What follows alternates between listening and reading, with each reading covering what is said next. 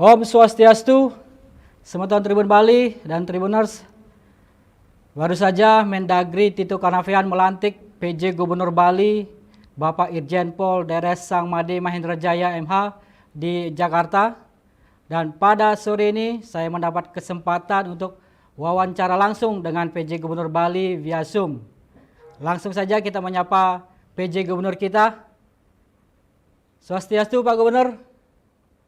Om Swastiastu, semeton sami. Nggih, punapi gatra niki, Pak. Sehat, Pak, sehat. Astungkan.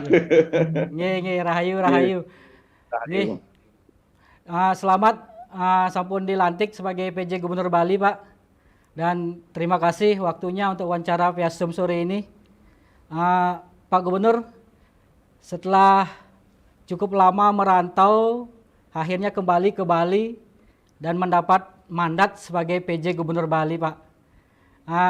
Kira-kira seperti apa, Pak, komentar Bapak bisa pulang ke Bali ini, Pak, dan ditugaskan sebagai PJ Gubernur Bali? Baik, pertama tentu astungkare atas asung kete warung grahe anugerah ide sang duase Tuhan Yang Maha Kuasa melalui Bapak Presiden yang diberikan amanah menjadi PJ Gubernur Bali. Astungkare, tadinya terus terang yang tidak pernah berpikir ataupun mimpi atau terbayangkan akan menjadi PJ Gubernur Bali. Karena dia kan lahirnya di polisi, cita-citanya bukan menjadi PJ Gubernur. Itu jadi, perasaan. Tentu sama sekali nggak pernah terbayang jadi PJ Gubernur Bali, Pak, ya? Nggak pernah terbayang, mimpi juga tidak gitu. Tidak pernah terbayang. Karena sebagai seorang polisi bukan ke sana arahnya tadinya. Iya. Jadi ini di luar ekspektasi dan pernah termimpikan ya, Pak, ya. Sebelumnya kan Bapak sudah lama merantau di luar gitu, dan akhirnya sekarang pulang ke Bali dan mengabdi di tanah leluhur akhirnya, Pak. Gimana rasanya nih, Pak? Ya, satu sisi ini kan amanah ini, konsekuensi dari suatu amanah adalah di samping kehormatan, tentu ini juga merupakan suatu ada tanggung jawab besar di situ. Ya, saya sebagai PJ Gubernur, ya, tentu saya harus mencurahkan segala pikiran saya, hati saya, tenaga saya untuk bisa melaksanakan tugas sebagai PJ Gubernur. Ini perasaan saya, satu sisi kehormatan, satu sisi ini tak adanya tanggung jawab yang besar, beban berat nih yang harus saya laksanakan. Seperti ini Pak. Tapi ada rasa bahagia mungkin, Pak, bisa kembali ke Bali Kenten sebagai PJ Gubernur? Tentu Pak, tentu kebahagiaan, bilang bahagia Pak, ada bahagia, tetapi ini pekerjaan nggak mudah loh, ini pekerjaan yang menuntut tanggung jawab besar. Jadi yang satu sisi rasa senang, satu sisi juga ini challenge baru bagi Titiang. Akan ada ujian-ujian. Mohon doa restunya biar Titiang bisa melaksanakan tugas ini dengan baik. Ada rasa haru rasanya kalau saya lihat dari ekspresi Bapak hari ini. Ya, seperti itulah yang tadi ini hal yang tidak pernah terbayangkan, tidak mimpi juga tidak, tetapi astungkare atas ide yang dewasa memberikan anugerah melalui Bapak Presiden, Bapak Menteri. Untuk itu juga pada kesempatan ini saya ingin mengucapkan terima kasih kepada Bapak Presiden, Bapak Wakil Presiden, Pak Mendagri dan para menteri serta pimpinan lembaga yang telah memberikan amanah kepercayaan ini pada kami. Saya mohon doa restu pada semua pihak, termasuk juga makasih saya kepada Bapak Wayan Koster, segenap pimpinan dan anggota DPR, dan terutama juga tentu saja masyarakat Bali.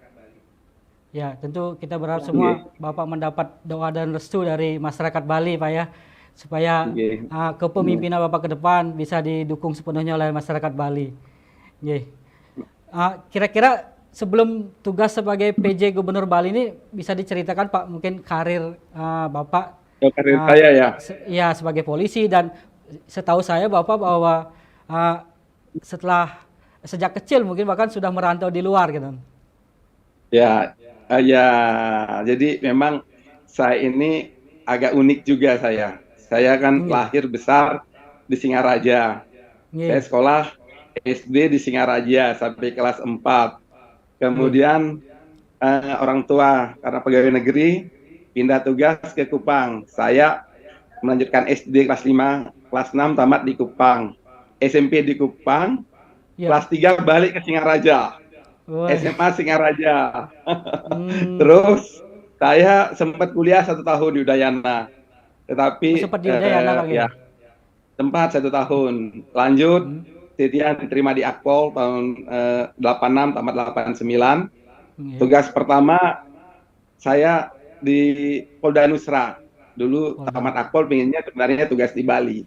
Karena Hmm. suka saya lama di rantau, harapan itu dapat tugas di Bali. Pada waktu itu kan eh, Polda Nusra itu kan Bali, NTB, NTT. NTT. Nggih. Ya, NTT. Saya ditempatkan di NTT. Hmm. Tuhan tolong saya, 4 tahun saya di situ, saya masuk PTIK di PTK nggih. Jakarta. Ya, PTIK di Jakarta, kemudian tamat PTIK yang ditempatkan di Sulawesi Selatan, daerah yang cukup keras. Saya di situ pernah menjadi Kapolsek, Nggih. kemudian Wakasat Sirse, Kasat Sirse, kemudian Kasubag, karir saya banyak di Sirse. 7 tahun saya di Makassar, Nggih. saya kemudian melanjutkan pendidikan Sespim di Lembang. Setelah selesai pendidikan Sespim di Lembang, saya ditempatkan atau ditugaskan di Bareskrim Polri. Kemudian saya juga diberikan tugas oleh pimpinan, dipercaya untuk bertugas selama kurang lebih 2 tahun sebagai anggota Timtas Tipikor. Saya sempat 2 tahun berkantor di Gedung Bundar di Kejaksaan Agung. Setelah itu oleh pimpinan diberikan kepercayaan menjadi Kapolres di Kalimantan Timur. Pada waktu itu Nunukan, sekarang Nunukan masuk bagian dari Kalimantan Utara. Setelah itu saya pindah jadi Kapolres Pasir, kemudian jadi Wakapolresta Samarinda. Kalau masih ingat pada saat ada kasus Gayus mafia pajak, kemudian saya ditarik salah satu tim penyidik kasus Gayus Tambunan Jakarta. Selesai di Satgas tim mafia pajak dan hukum kasus Gayus, saya di Bareskrim. Jadi banyak di reserse saya. Banyak di Setelah reserse itu, ya saya bertugas diberikan amanah menjadi Direskrim khusus Polda Hulu, kurang lebih 3 tahun, cukup lama. Setelah itu balik lagi ke Bareskrim, jadi Kasubdit Indak di Tindak Pidana Ekonomi Khusus. Lanjut saya sekolah Sespati, habis Sespati balik lagi ke Bareskrim, banyak di Bareskrim. Dan Astung Karet saya Astung Karet yang dapat kesempatan juga menjadi untuk bertugas di Bali sebagai Direktur Reserse Kriminal Umum selama 1 tahun 8 bulan. Saya pada waktu itu Kapolda saya Pak Petrus Golose. Beliau saya lebih dulu 1 bulan dari beliau. Jadi saya di Krim oleh beliau ditugaskan untuk sikat habis dulu premanisme di Bali. Setelah itu balik ke Mabes Polri di Setung, kemudian saya Pak Tito, Jenderal Kapolri saya mendapat amanah menjadi Mendagri. Saya ikut beliau sebagai staf khusus. Lanjut kemudian saya sempat ke Sespim sebentar, kemudian balik lagi sebagai staf khusus. Demikian. Mendagri. Dan jalan dari staf khusus di Mendagri itu membawa Bapak sekarang menjadi PJ Gubernur Bali. Astung Karet yang tidak pernah terpikirkan. Tidak pernah terpikirkan. Nah, itu ya anugerah yang di atas sudah seperti itu. iya. Saya percaya ya, saya baik percaya Bali Hmm. ini ya daerah saya ini taksunya luar biasa. Itu Iya. kalau memang lelangit Bali, Ibu Pertiwi Bali Iya. yang memanggil, akhirnya saya ke sana, Astungkar. Iya. Iya. Eh, Berarti ini seperti ada panggilan jiwa mungkin gitu Pak ya. Ya, Ah, saya bersyukur atas semua itu. iya, iya. Mungkin pastinya Bapak sudah mengikuti perkembangan Bali 5 tahun ke belakang ini Pak ya di bawah kepemimpinan Pak Koster dan Pak Wagub Cokace. Kalau Bapak Oke. sendiri melihat seperti apa kepemimpinan Pak Koster dan Pak Cokace selama 5 tahun ini Pak? Baik, yang kebetulan kan yang tugas di Kemendagri sebagai staf khusus juga Oke. tentu juga Titiang dari Kementerian mengikuti berbagai kemajuan atau kemajuan pembangunan yang dicapai di Hmm. Bali. Saya mengapresiasi berbagai capaian pembangunan di bawah kepemimpinan Pak Gubernur Bapak Wayan Koster eh, didampingi atau oleh Bapak Co Aceh selaku Wakil Gubernur. Itu yang lihat ke ada beliau berhasil ya, cukup berhasil yang ditandai dengan adanya 44 tonggak 44 tonggak. penanda peradaban Iya. Bali baru. Itu Iya. hal yang luar biasa ya. Dan Hmm. tentu saya eh, sebagai pejabat gubernur akan menjaga Hmm. capaian-capaian tersebut, kemudian melanjutkan dan hal-hal yang perlu diperkuat kita perkuat. Dan itu capaian Iya. yang luar biasa. Iya. Yeah. Artinya, apakah ada mungkin yang masih menjadi catatan dari Bapak, kemudian akan Bapak perbaiki ke depan selama Bapak menjadi penjabat gubernur nanti, Pak? Ya, yang jelas saya melihat masa kepemimpinan Bapak Wayan Koster bersama Pak Co Aceh, beliau meletakkan fundamental pembangunan Bali ke depan. Iya, iya. Itu dan tentu untuk mewujudkannya nggak bisa selesai hanya dalam jangka Hmm. pendek. Untuk hal-hal yang sudah ada harus kita jaga, bahkan kita perkuat lagi.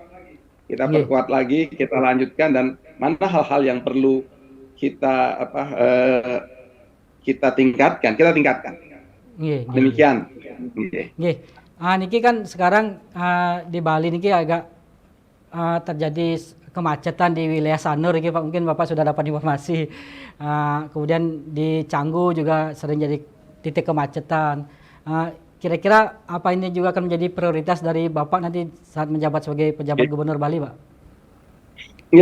Atiang sebagai pejabat Gubernur Bali, Atiang berpikir, Atiang juga kebetulan banyak di rantau ya, mungkin tidak tahu secara detail seperti apa permasalahan yang ada di Bali. Atiang berpikir nantinya Atiang akan lakukan pendekatan solve problem solve.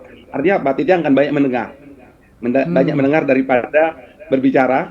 Kemudian dari mendengar tersebut saya akan tahu apa masalahnya.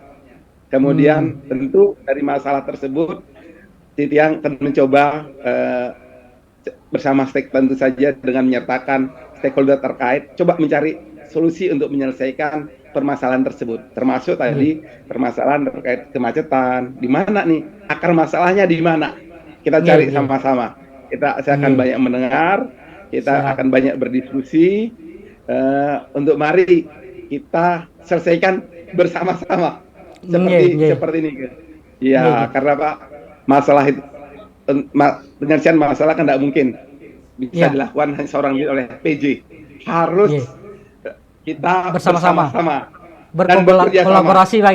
Berkolaborasi. Ya. Bersinergi dengan semua pihak kadang. Bersinergi dengan semua pihak. Karena kan masing-masing masalah tentu punya kekhasan masing-masing. Masalah satu dan masalah lain mungkin kaitan sama, tetapi cara penyelesaian juga tentu tidak pasti sama. Tentu kita harus diskusi.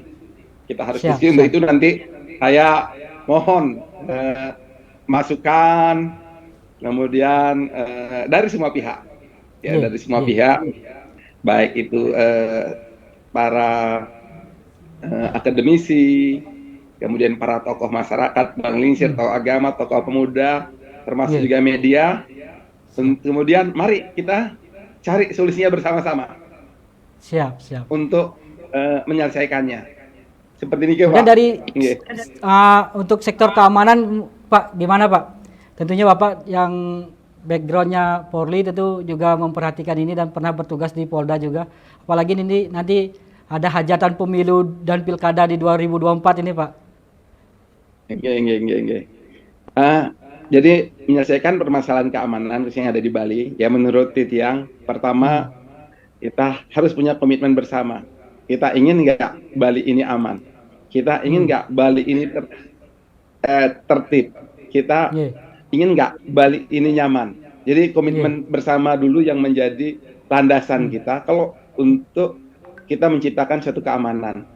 Kalau semua punya komitmen yang sama, ini saya yakin bisa. Karena contohnya begini, ini yang lihat misalnya banyak permasalahan terkait ada perilaku yang tidak pantas dilakukan oleh bukan orang dari Bali. Mungkin mereka melihat, mencontoh apa yang dilakukan oleh kita, oleh kita di Bali. Itu akhirnya dianggap hal yang biasa. Tetapi kalau kita dari punya komitmen yang sama, kemudian sedini mungkin atau sejak awal hal-hal yang tidak elok atau tidak pantas dilakukan untuk jangan dilakukan. Begitu ada yang melakukan, kita tegur. Pasti saya yakin akan bisa kita wujudkan. Seperti ini. Jadi ini artinya kembali dari masyarakat kita sendiri yang memberi contoh yang baik gitu ya Pak ya. Memberikan contoh, kita berkomitmen memberikan contoh yang baik, kemudian mari kita wujudkan bersama-sama. Saya yakin untuk Bali bisa. Karena culture Bali memungkinkan itu. Tadi menarik Pak, Bapak sempat singgung pernah bersama Pak Golose menangani premanisme di Bali. Apakah ini juga akan kembali jadi prioritas Bapak nanti selama menjadi PJ Pak? Saya dulu Direktur Reserse Kriminal Umum beliau. Saya yang di depan. Di bawah kepemimpinan beliau.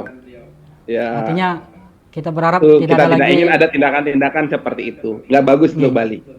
Orang datang ke Bali harus merasa aman, merasa nyaman, ya tidak khawatir adanya gangguan. Itu kita wujudkan bersama.